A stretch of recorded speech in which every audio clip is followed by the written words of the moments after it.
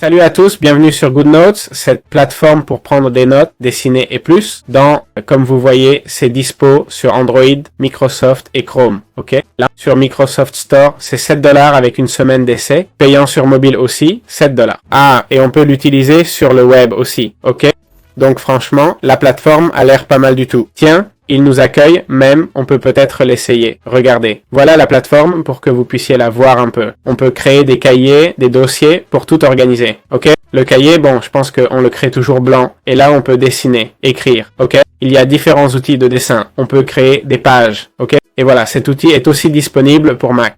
Ok? C'est là où ça devrait cartonner. Non? Et voilà, on nous donne cette possibilité d'écrire. Logique avec un stylet, non? On peut écrire librement et ça reconnaît notre écriture, ok? Pour dire, le truc classique, quoi. Comme ici, tu écris Astron et quoi? Tu vous laisses écrire quoi? Eh bien, on a une bibliothèque et tout. C'est basiquement un outil pour prendre des notes, ok?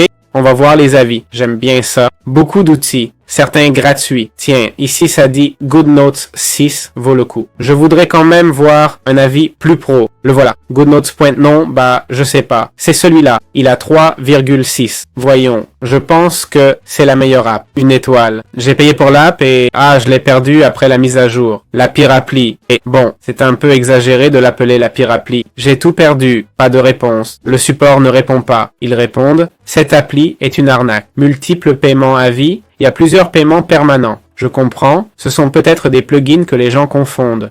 Bon, si on regarde GoodNotes 6 sur l'App Store d'Apple, voyons les avis. 9000 évaluations et 4,7 étoiles. Ok? C'est un peu, je répète, je crois que c'est à peu près ce qu'on recommande. Attention. Achat déconseillé. Ces changements brusques de version et prix sans préavis font que je déconseille l'achat. On ne sait pas si bientôt sortira une version 6.0 payante ou une nouvelle appli gratuite avec abonnement. La politique de produits et prix ne s'improvise pas. Je vois que c'est ça le problème, non? Les gens doivent payer à vie. Et quand ça se met à jour, on ne peut plus mettre à jour, tu vois? Parce que déjà, on a déjà dépensé, on a payé à vie, mais pour cette version, pas pour les suivantes. Je comprends que c'est ça la plainte des gens. Maintenant, j'ai compris. Bon, c'est bien de le garder à l'esprit, d'accord?